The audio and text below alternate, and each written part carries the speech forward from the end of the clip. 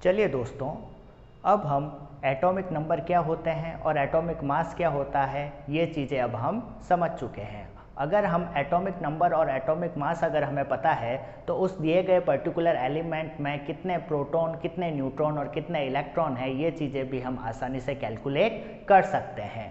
तो अब हम देख रहे हैं calculation of number of proton, neutron and electron.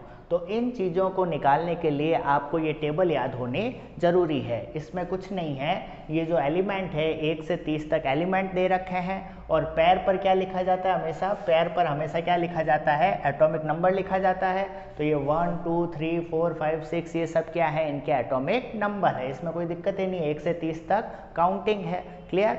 अब इनमें से सभी के नहीं, कुछ एलिमेंट्स के हमें एटॉमिक मास यानी सर पर कितना लिखा जाता है वो भी हमें याद होना चाहिए। इन सब के याद करने की ज़रूरत नहीं है, जिस जिस पर मैंने टिक किया है उनके आपको एटॉमिक मास यानी सर पे कितना लिखा जाएगा वो आपको याद होना ज़रूरी है। देखिए इधर जैसे मैंने लिखा 1H1, इसे कैसे बोलेंगे 1H1।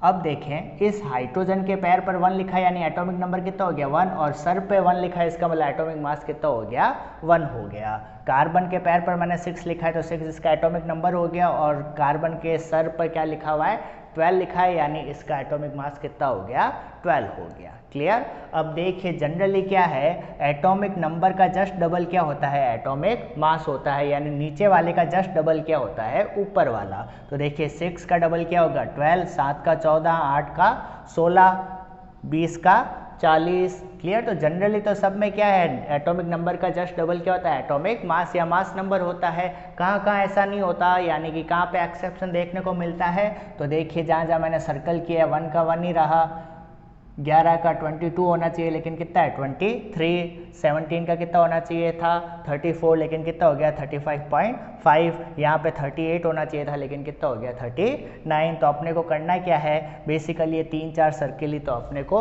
याद करना है एटॉमिक मास याद करने के लिए। बाकी तो जनरली क्या होता है, सब में नीचे वाले का जस्ट डबल क्या होता है, ऊपर वाला एटॉमिक नंबर का जस्ट डबल क्या होता है, एटॉमिक मास। तो जो मैंने जिनके एटॉमिक मास लिखे हैं वो आपको याद होने चाहिए, तभी हम नंबर ऑफ प्रोटॉन, न्यूट्रॉन और इलेक्ट्रॉन को इजीली कैलकुलेट कर पाएंगे। तो देखिए दोस्तों, अब अपन देखते हैं कि किस तरीके से हम इन चीज़ों की सहायता से हम प्रोटॉन, न्यूट्रॉन और इलेक्ट्रॉन निकाल सकते हैं। देखिए इधर पहला क्वेश्चन 1H1 हाइड्रोजन लिया, ये वाला एग्जाम्पल लिया। अब एग्जाम में आपको ये 1 लिखा हुआ दिया भी जा सकता है और नहीं भी दिया जा सकता। अगर दिया जाए तो अच्छी बात है, नहीं दिया जाए तो हमें तो ये याद है ही है, हम आसानी से प्रोटॉन, न्यूट्रॉन और इलेक्ट्रॉन आसानी से कैलकुलेट कर सकते हैं। देखें इधर तो H के पैर पर 1 लिखा है, जो चीज़ पैर पर लिखी जाती है उसको Z बोलते हैं, और Z किसके बराबर होता है, एटॉमिक नंबर के बराबर होता है। तो पैर पे क्या लिखा हुआ है 1, तो इसका एटॉमिक नंबर क्या हो गया 1 हो गया। और सर पे जो लिखा जाता है उसे A बोलते हैं, H के सर पे 1 लिखा हुआ है तो इसके लिए A की वैल्यू क्या हो गई 1 हो गई। क्लियर। अब इधर देखें, अब मुझे कैलकुलेट करना है इसमें प्रोटॉन, न्यूट्रॉन और इलेक्ट्रॉन के कितने नंबर हैं। तो देखें इधर जितना Z होता है उतना ही नंबर ऑफ प्रोटॉन होते हैं, तो Z की वैल्यू कितनी है 1, तो प्रोटॉन भी कितना होगा 1 होगा, सिंपल। क्लियर। और जितने प्रोटॉन होते हैं उतने ही क्या होते हैं, इलेक्ट्रॉन होते हैं। किसके लिए, फॉर न्यूट्रल। क्या ये न्यूट्रल एटम है, बिल्कुल है, क्योंकि इसके सिर के ऊपर कोई भी प्लस माइनस चार्ज दे नहीं रखा है, चूंकि ये न्यूट्रल है इसके लिए, इसलिए इसमें प्रोटॉन और इलेक्ट्रॉन की संख्या क्या होगी बराबर होगी। तो जितने प्रोटॉन है उतने ही इलेक्ट्रॉन, प्रोटॉन 1 है तो इलेक्ट्रॉन भी कितना हो जाएगा 1 हो जाएगा, सिंपल। क्लियर। और न्यूट्रॉन के लिए अपने को क्या करना है, न्यूट्रॉन के लिए क्या करना है A माइनस Z करना है, तभी अपने पास क्या आ जाएगा नंबर ऑफ न्यूट्रॉन। तो A की वैल्यू कितनी है 1, Z की वैल्यू कितनी है 1, तो अगर मैं A माइनस Z करूंगा तो 1 माइनस 1 इज इक्वल टू कितना हो जाएगा 0, यानी इसमें कितने न्यूट्रॉन प्रेजेंट है 0 न्यूट्रॉन प्रेजेंट है। क्लियर, इजी है। अब दूसरा क्वेश्चन देखें, आप खुद कर लेंगे। ऑक्सीजन पैर पर लिखा हुआ है 8, जो पैर पे लिखा होता है वही एटॉमिक नंबर यानी वही Z होता है, तो Z की वैल्यू कितनी हो गई 8, और जो सिर पे लिखा जाता है वो A की वैल्यू हो गई, तो A की वैल्यू कितनी हो गई 16। क्लियर। अब इसमें प्रोटॉन निकालना है, न्यूट्रॉन और इलेक्ट्रॉन। जितना Z होता है उतना ही प्रोटॉन होता है, तो Z 8 है तो प्रोटॉन भी कितना होगा 8, चूंकि ये भी न्यूट्रल है क्योंकि इसके सर पे प्लस माइनस चार्ज दे नहीं रखा है, तो जितना प्रोटॉन होगा उतना ही इलेक्ट्रॉन अगर प्रोटॉन 8 है तो इलेक्ट्रॉन भी कितने हो जाएंगे 8। और न्यूट्रॉन के लिए क्या करना अपने को a माइनस जेड, ऊपर वाला माइनस नीचे वाला, तो 16 माइनस 8 इज इक्वल टू कितना आ जाएगा 8। Simple, very easy, clear. अब देखें, अब इसमें आपको दिमाग लगाना है। देखिए इधर Mg2+ आ गया, अब 2+ आते ही या आयन बन गया, क्लियर। और 2+ का मतलब 2 इलेक्ट्रॉन इसमें ऐड हुए हैं या बाहर निकले हैं, बिल्कुल सही, 2 इलेक्ट्रॉन इसमें से बाहर निकले हैं। तो अब ये आयन क्या होता है, पॉजिटिव चार्ज का फॉर्मेशन कैसे होता है, नेगेटिव चार्ज यानी एनायन का फॉर्मेशन कैसे होता है, इसका एक वीडियो मैं बना चुका हूँ, आई बटन पे उसका लिंक दे दूंगा, आप ज़रूर उसको जाके देखें। अब इधर देखें, इसके लिए Mg के लिए पैर पे 12 लिखा है तो Z कितना हो गया 12 और A की वैल्यू कितनी हो गई 24, क्लियर। अब प्रोटॉन कितने हो जाएंगे, जितना Z होता है उतना ही क्या होता है प्रोटॉन, तो प्रोटॉन कितने हो जाएंगे 12 हो जाएंगे, क्लियर। अब देखिए इलेक्ट्रॉन, अब इलेक्ट्रॉन भी कितने होने चाहिए, जितने प्रोटॉन होने चाहिए, यानी जितने प्रोटॉन है उतने ही क्या होने चाहिए थे, इलेक्ट्रॉन होने चाहिए थे।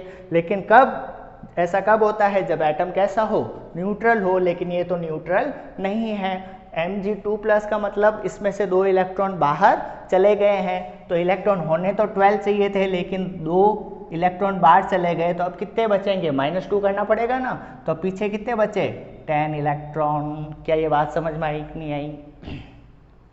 जब भी प्लस चार्ज आता है इसका मतलब उतने इलेक्ट्रॉन बाहर निकले। अगर यहाँ पे +3 होता है इसका मतलब 3 इलेक्ट्रॉन बाहर निकल गए हैं। क्लास में 10 बच्चे हैं, उसमें से 5 बच्चे बाहर चले गए, तो आप क्या करोगे, पीछे कितने बचे, 10 - 5 करेंगे या नहीं करेंगे।